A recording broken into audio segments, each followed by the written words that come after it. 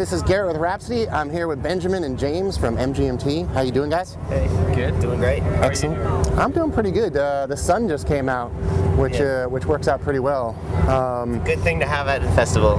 Yeah, and you guys are veterans at this point. You've played a lot of festivals. Back when it was raining, this is a little bit more relevant question, but still, it's going to rain later. So, what about like survival tips for festivals, and how do you kind of get through a day that may not be ideal conditions? Well, sometimes you just gotta treat it like any other day, except you're like outside listening to bands, you know?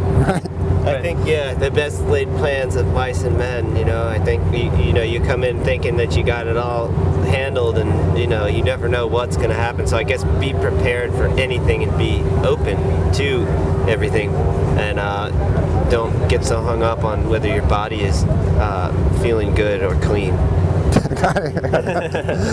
And speaking of festivals or big dates, you guys just kind of completed a milestone for any band. You played Red Rocks. How did that feel, and did it feel like the ghost of John Tesh was sort of presiding? Maybe it was raining on us. Whoa. Oh, that's rad. Twin Peaks over there. Sweet. Talk about rain. That was like the rainiest show ever. Really? There was like driving rain coming in and like going all over our keyboards and stuff. And it was really fun. Yeah. I felt like John Tesh was up in the clouds throwing lightning at us, but he didn't get us. I don't know if you guys were here. You probably weren't here when the show opened 2 days ago at B.O.B. I don't know if you heard of this, but he closed his set with kids. We just heard that. Yeah, we weren't around because we were getting ready for our show at House of Blues. But that's pretty cool. I think it's pretty cool, and we had talked to B.O.B. about this sort of, the way, and this festival really exemplifies it, how, alt music, hip-hop, rock, it's all kind of becoming this sort of hybrid. And I feel like you guys are kind of a part of that. I mean, do you see yourself as being part of this sort of congealing of cool influences? I mean, yeah, I think we do. We like to be about combining influences. I don't think we're trying not to force the whole issue. It's, I think that kind of stuff is best when it happens really naturally.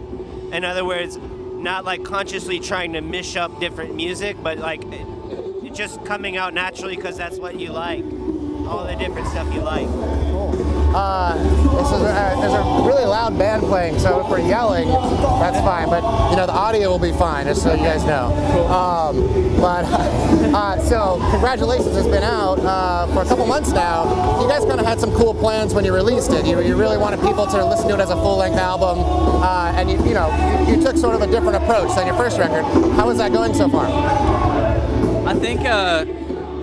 I don't know. I mean, there's only so much you can plan, and I mean, there wasn't really much of a big marketing push behind the album, which I think in some ways really helped because it let it kind of sink in with people instead of trying to beat it over people's heads. But I think a lot of things like that where maybe it would have worked out a little better if there had been some carefully crafted marketing plan, and instead it's like people kind of pick little bits of what we said and turn it into a big deal without the whole no singles thing, which we never really said, and then all of a sudden it's like all of these people are saying the new album has no singles, and treating it like that was this big issue, and it's kind of weird, but people do, they kind of grab but I don't know, I think at this point we're just happy that we've got a lot of crowds of people from all different backgrounds and ages that coming to the shows and really getting into the new stuff. So it's good. It's great. One track I wanted to mention specifically because I hear the artist all over the record, which is Brian Eno, and obviously you've named a track after him, but I hear Eno throughout this record, and I feel like he kind of, I don't know, can you talk about maybe his influence on the music? Yeah.